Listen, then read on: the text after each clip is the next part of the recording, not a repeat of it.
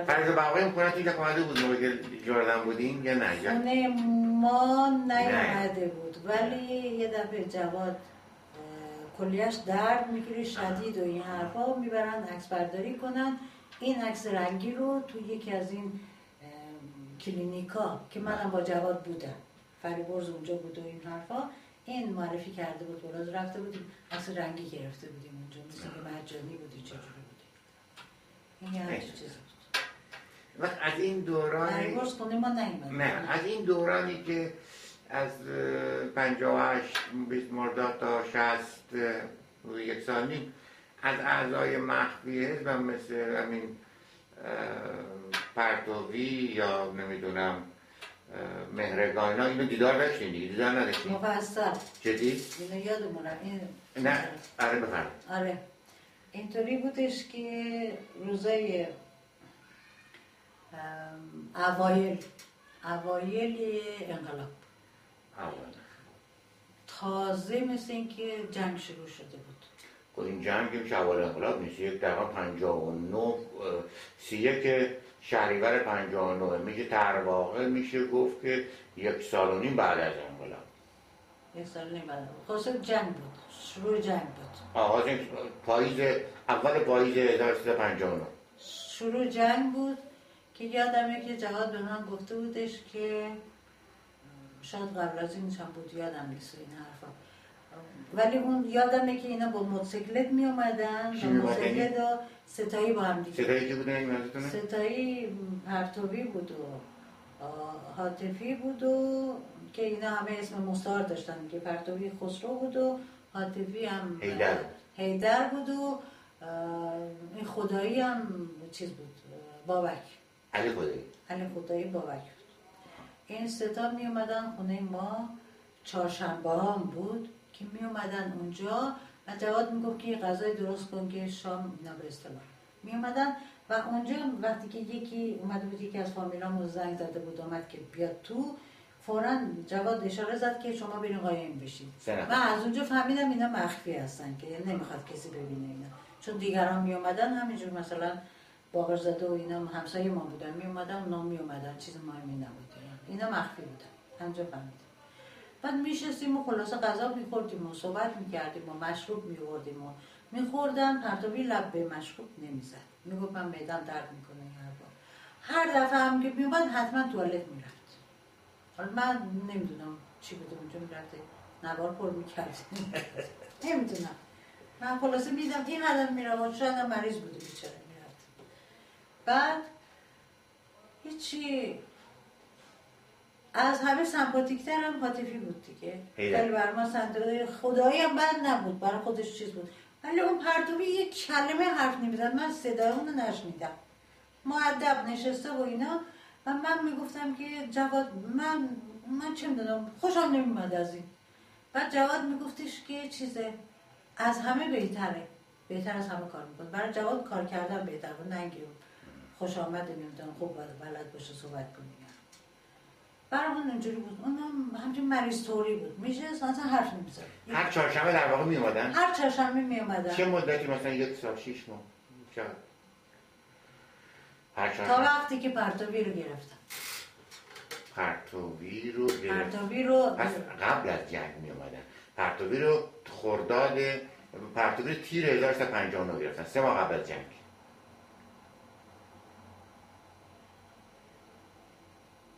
ما قبل از جنگ گرفتن؟ بله خب پس اینا قبل از جنگ می اومدن پس من اشتباه میکنم از سال 58 می اومدن اواخر 58 اما اوایل پس می اومدن اوایل که ما اومده بودیم توی چیز این خونه جردن می اومدن مرتب جای دیگه نیومدن جردن مرتب هر چهارشنبه می اومدن خب به این ترتیب شما داشتیم میگه خونه جردن به تحت مراقبت بود احتمال اینا هم شناسایی شده باشن احتمال باعث اینطوری شده باشه دیگه احتمالش هست دیگه نمیشه گفت به هر حال ولی وقتی که کودتای نوژه شد بله اینا دیگه نیومدن بعد من فهمیدم چطور شد نیومدن و جواد گفتش که پرتوی لو رفته کودتا نوژه دخالت داشته و اینو گرفتن که من گفتم نکنه بکشنش گفت ما داریم اقدام میکنیم که بیاد بیرون پس این دور جنگ نبود، من اشتباه میکنم. پس اینطور میشه گفت این باید با موتورسیکلت میومدن میذاشتن اون زیر موتورسیکلت رو میومدن بالا، خلاصه مخفی بودن. حالا پس من اشتباه میکنم. درست. این در واقع سال 58 تا خرداد تا تیر 59 که جریان کوهستان بود، هر چهارشنبه میومدن در واقع این مدت ها میومدن. به این ترتیب میشه گفت که بعد اینطوری.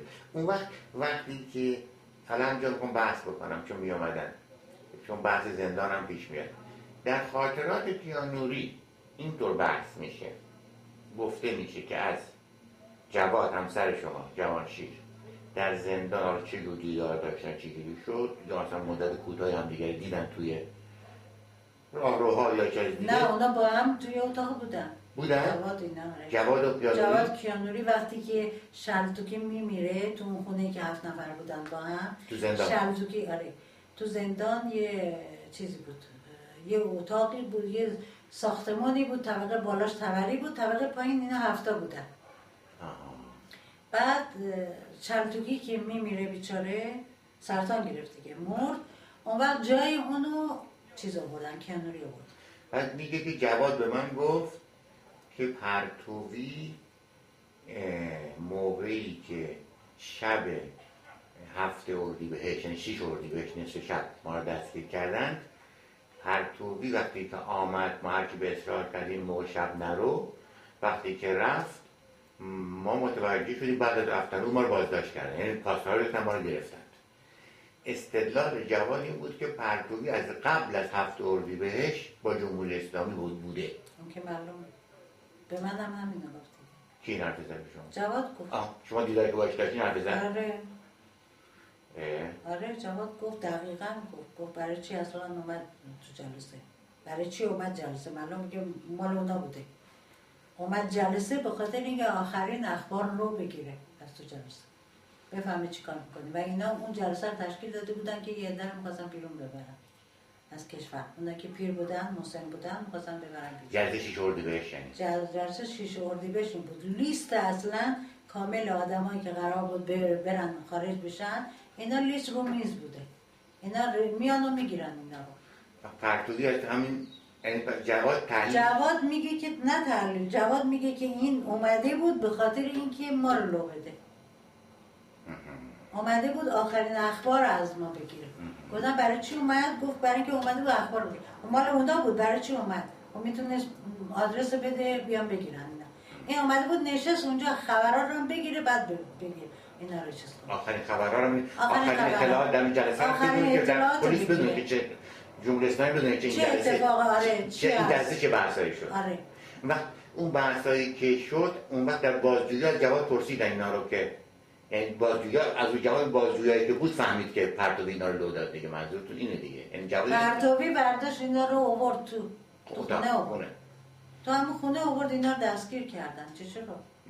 به بازجویی من نمیدونم بازجویی چی شد. پس نشون میده هم حرفی که به کیانوری زد به شما هم زد شوهرتون. آره.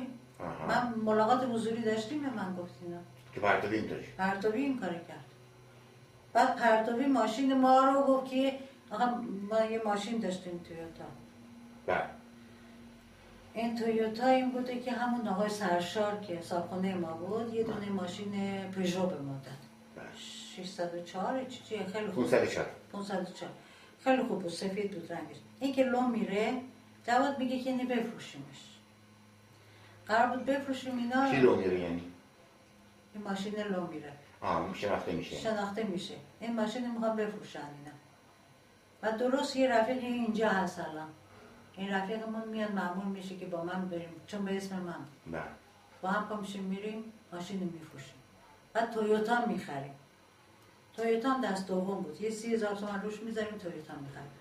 این وقتی که جواد اینا اون مدت مخفی میشن اون 3 ماهه 2 ماه از 13 بهمن تا 7 اردیبهشت 3 ماه میشه دیگه حدود 3 ماه میشه. بله. یه درست میفهمم. این 3 ماه مخفی میشه جواد مرتب تلفن به من میزده، من خونه رصدینا بودم، تلفن میزده میگفته که اون مدارک ماشینو از تو خونه برو ورد و بیار. من گفتم من نمیتونم برم، میترسم بگیرن منو دیگه، من گفتم نمیتونم. بعد حالا به چه وسیله نمیدونم، به وسیله شاه صاحبخونه ما رفتن اون مدارک گرفتن از اونجا.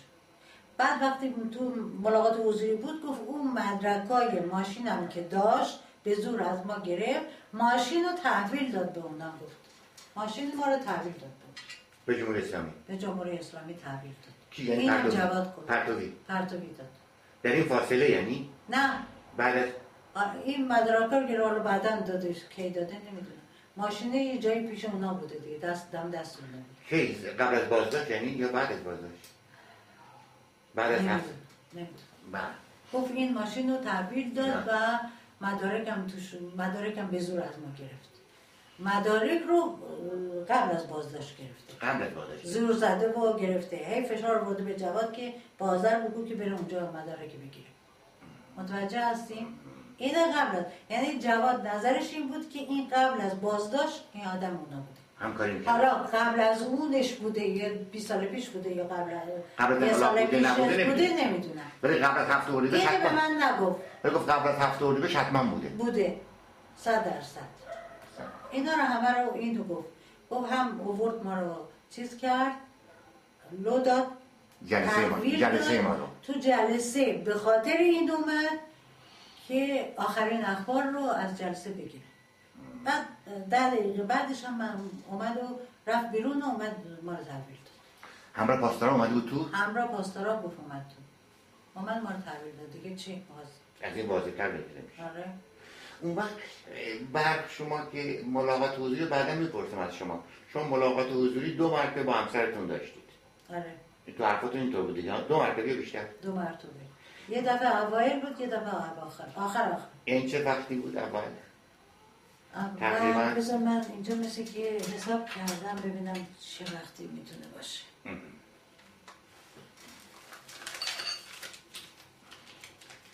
این حرفا رو به شما زد جلسه اول زد؟ همون جلسه اول حضوری. آره. جلسه دوم دیگه خودش میدونه مثل که اعدامش میکنن. این چیزا مربوط به نوارا و اینا نوارا بودش.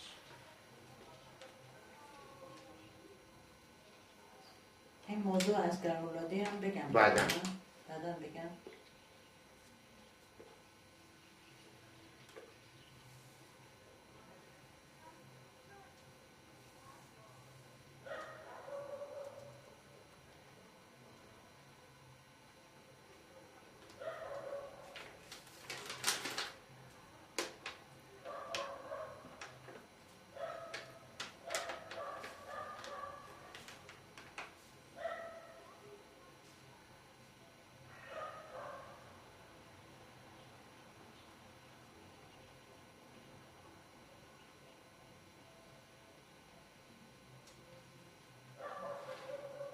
تابستون 64 من اینجور حساب کردم.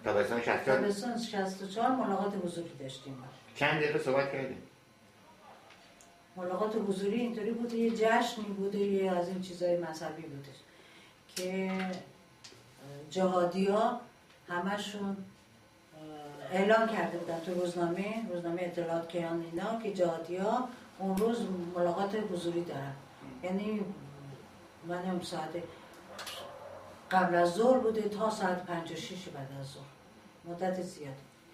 توی اوین تو اون جایی که استخر و این چیزا هستش آذین بستن و مفصل خلاصه هیچی. جواد اینا که این گفتم 7 نفر بودن با هنوز کیانوری باشون نبود. اینا چیز بود شرطوکی، یعنی مریض بود، حالش بد بوده هم. با اینا بود توی یه ساختمان نزدیک حسینیه. اینا اونجا چیز بودن، توی اتاقی به اصطلاح محبوس بودن و درم روشون بسته میشد که هر دفعه میخواستن برن توالت در میزدن و میرفتن توالت. ولی طبقه بالا توری بود، به خاطر اینکه اون آزاد بتونه بیاد بره اینا در اینا رو اینا بسته بودن. این 7 نفر بودن: عمویی،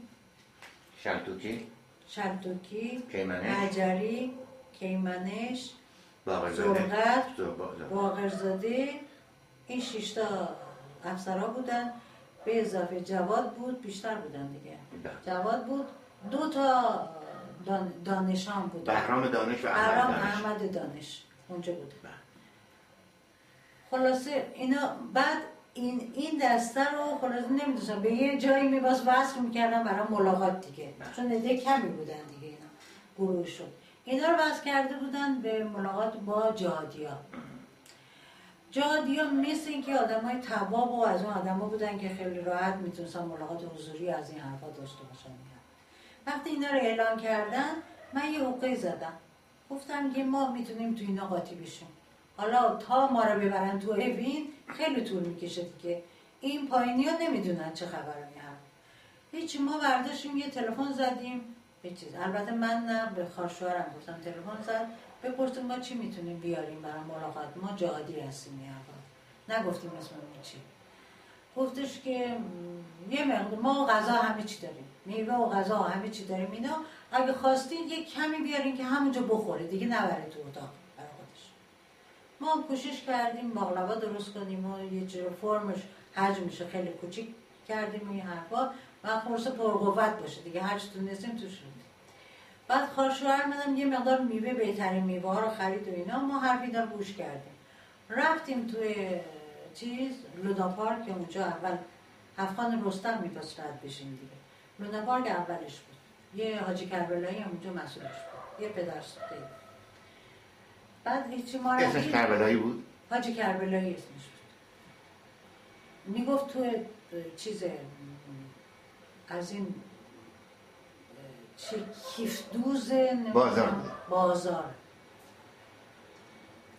یه تعریشی داشت و از اون حاج آقاهای مال تبازار این حرفا بود، از اون بچه‌شما پدر سوخته درجه 1. بعد سنش هم مثلا 60 سال از این حرفا داشت. اونجا میشست و خلاصه تبلیغ هم میکرد در ضمن که یه روزی گفتش که ما رفتیم ملاقات می‌خواستیم بریم اینا، هم معمولی ملاقات معمولی، میگفتش که اونجا ما چیز داریم، استخر داریم، همه مایو میپوشن میرن تو استخر. گفتم ما آجی کربلا این حرفا چی میزنی؟ من اونجا بودم، یک چش قره‌ای به من رفت که تو فضولی نکنی، یعنی حرفا نزنی. داشت خانواده‌های ساده دیگه، آدمای بدبخت بیچاره رو میگفت بچه‌هاتون خیلی دارن کیف میکنن اونجا. حالا شما به عنوان جهادی داشتید توضیح میدادید که شما به عنوان خانواده جهادی معرفی کردین خودتون میخواین ملاقات کنید بدون اسم بگید. شما رفتیم و اسمو خوندیم، اسم یه لیست داشت دست یکی که اونجا دونه دونه آدما رو میفرستادن از هفتخان رستم. بعد دیدیم اسم ما هم هستی که چون ما هم جهادی بودیم. دیدم یک نفر از بچه‌های ما غیر از من و با خواهرشوهرم کسی نیومده بود. فهمیدیم که خب اونا باورشون نمی‌شده که همچین موضوعی باشه این حرفا. تلفن برداشتم دیدم نمیتونم به همه اینا خبر بدم، تلفن برداشتم زنگ زدم به آذر طبری، گفتم آذر جریان اینه، تو هر کی تونستی پیدا بکن و بهشون بگو یه جعبه شیرینی بگیرن و بدوئن. این تلفن زد خونه عفت دانش چون شرمش کن. اون تلفن زد گفتش زن بهرام دانش. زن بهرام دانش. بهش گفتش یه همچین جریانی، اون برداشت و یه نامه نوشت خونه خودش، چون خانم چیز نسرین عمویی قرار بود نهار خونه اونا باشه امروز. نامه نوشت گذاشت، بعد صابخونه هم از بچه خودمون بوده، اون گذاشت اونجا، خودش دوید اومد و ما هنوز اون نیومده، من اومدیم توی چیزو به اصطلاح آذین بسته بودن و کم زمین رو پهن کرده بودن، موکدای یه لحظه دیدیم برگی کانال بعدی.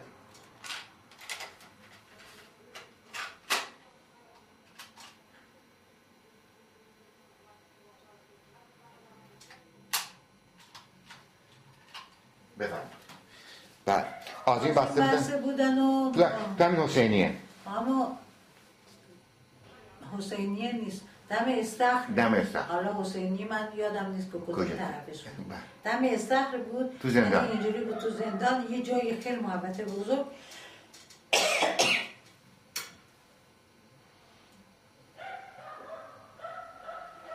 یه استخر بزرگ بود که شاه درست کرده بود، مثل اینکه اون وقت اونا شاید استخر میرفتن اومد. این استخر فقط آب بود دیگه، مثل حوض. دور تا دورش هم آذین بستن و موزیک هم مال چیز شجریان و بلند زدن و می زدن و آواز میخوند و از این حرفا. و بعد زندانیا رو همه اونیفرم تنشون بود، جهادیا همه اونیفرم مثل که رنگ توسی بود، یادم نمیشه به نظرم میومد همه کوچولو هم مرد بودن ها، مردا بودن فقط کوچولو هم همشون ریزم همه دونه جوان دیگه، همه جوان و اینا اومدن و با خانواده‌هاشون هر کدوم پیدا کردن رفتن نشستن. ما فهمیدیم که مال ما از این خبران نیستیم. رفتم دیدم که یکی داره فیلم برداری میکنه.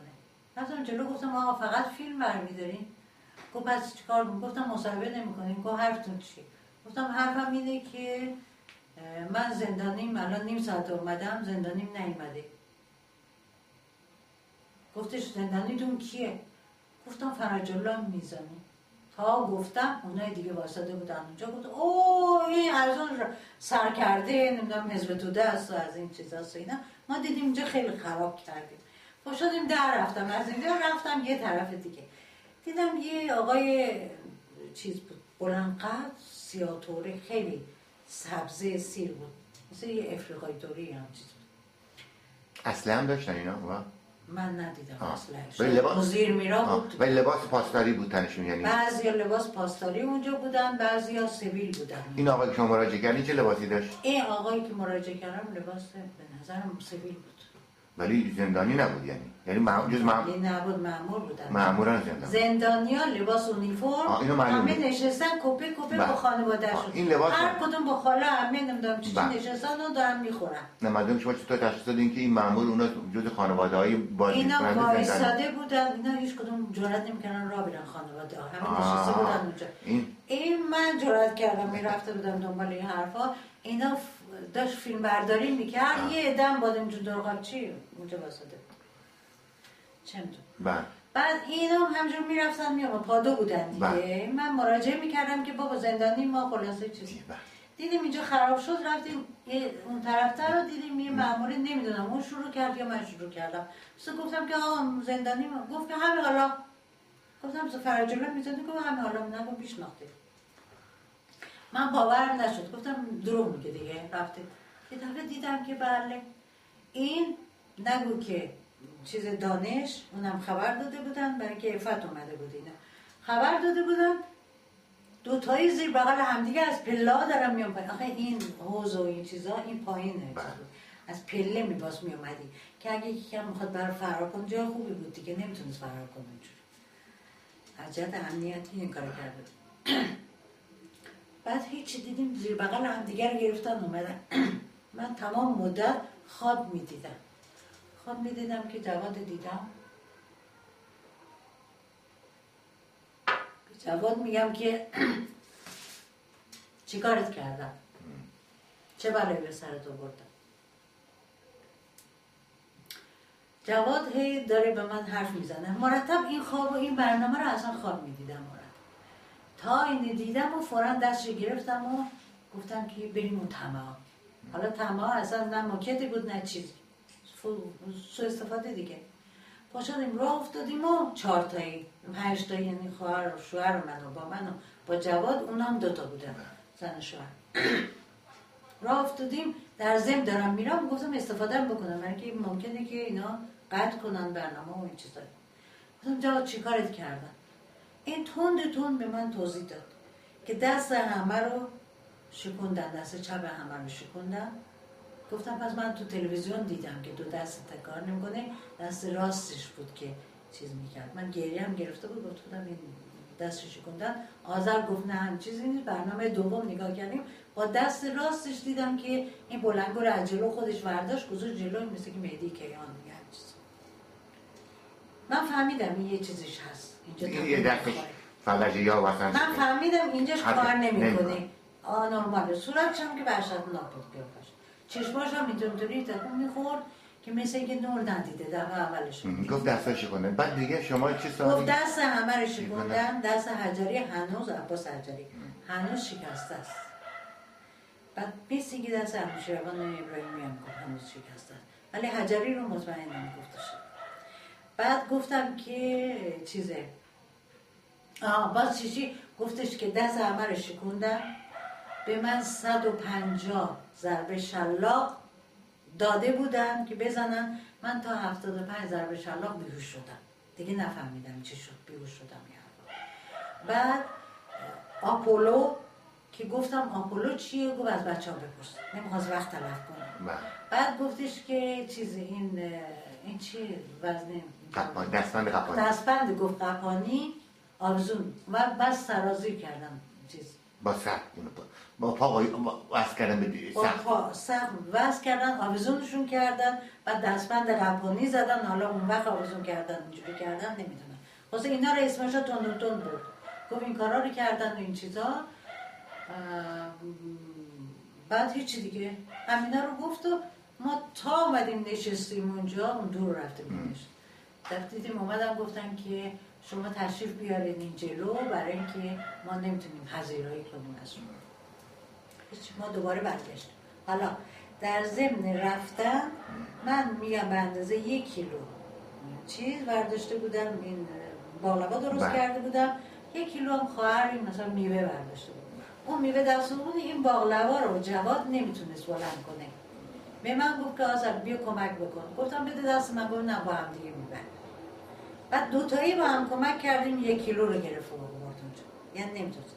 بعد در ضمن وقتی که اومدیم نشستیم همین جلو که موزیک تا آخر روشن کردن که ما اصلا فقط داد میزدیم تا حرف میشنیدیم. حلوهای ما هم همشون اینا تواب بودن چیشی بودن که حرف ما رو گوش میکردن. این حرفا دیگه ما حرف حسابی نتونستیم بزنیم.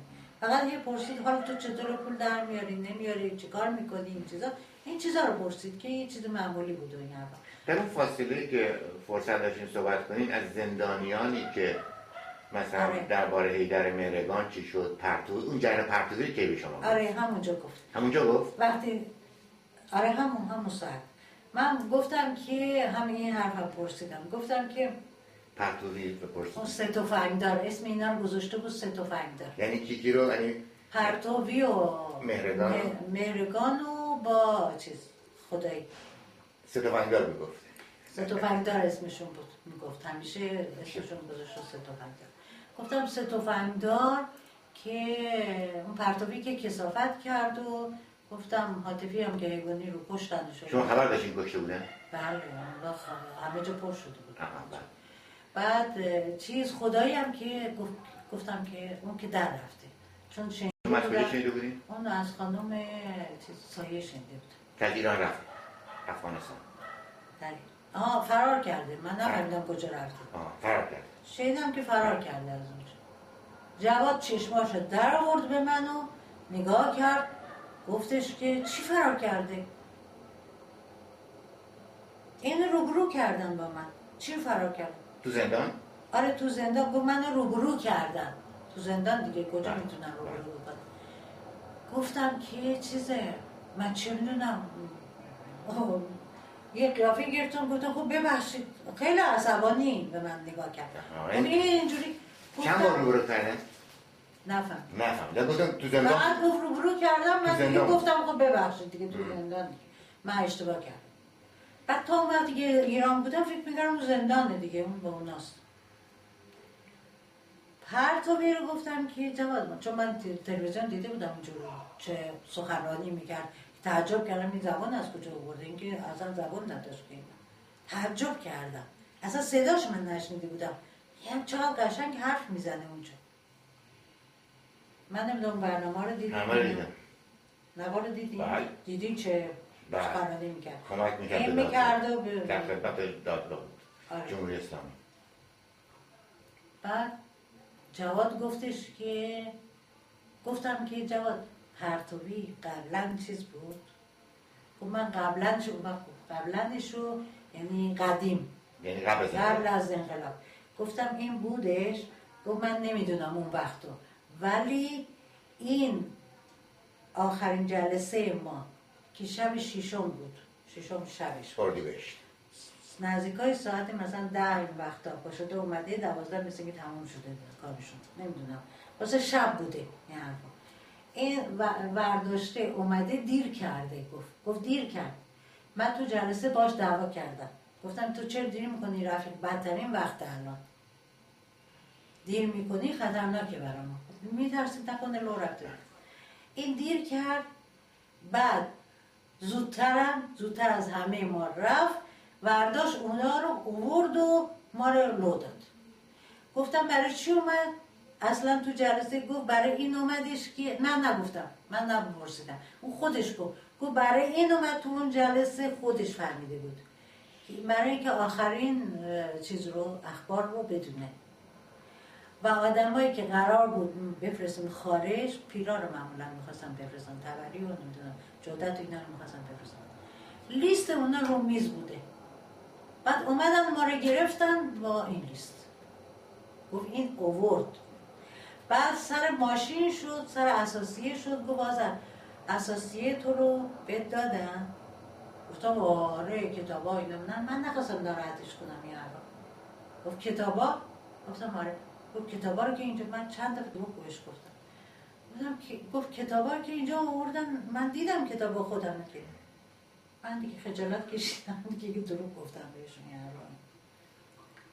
بعد چی بود می‌خواستم بگم؟ راجع پرتین واسه بگید در این دوره جواد بر اساس اینکه این اسباب‌ها و اساسیه شما را در اختیار جمهوری اسلامی گذاشت، خواست جواد بگه که این قبل از این بازداشت ما 7 اردیبهشت همکاری میکرد، یعنی بر این اساس دیگه، ولی اساسا رو قبل از 7 اردیبهشت گفت همکاری میکرد، ولی از اینکه قبل از مثلا انقلاب این کار بوده، اون گفت من نمیتونم بگم، من نمیتونم بگم، ولی قبل از 7 اردیبهشت همکاری کرده باشه.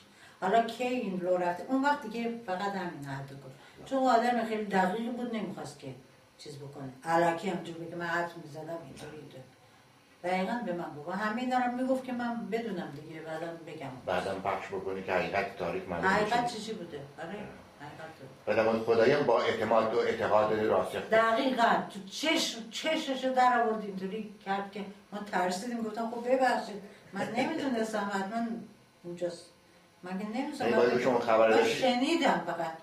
من شنیدم، من نگفتم کی گفته، گفتم شنیدم که این رو پس نرفتید. باشه چیز کردم، موافقت کردم که هستیم.